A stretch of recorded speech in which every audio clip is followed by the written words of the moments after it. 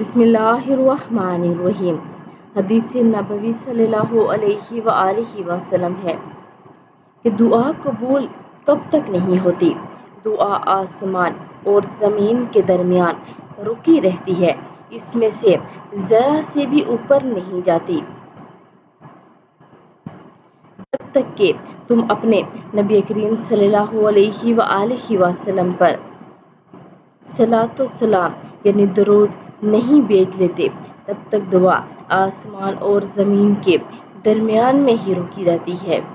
اس لیے نبی کریم صلی اللہ علیہ وآلہ وسلم پر کثرت کے ساتھ درود شریف بھیجا کریں اور توبہ استغفار کیا کریں۔ اللہ رب العزت ہم سب کو عمل کی توفیق عطا فرمائے، کیونکہ آخرت میں سب سے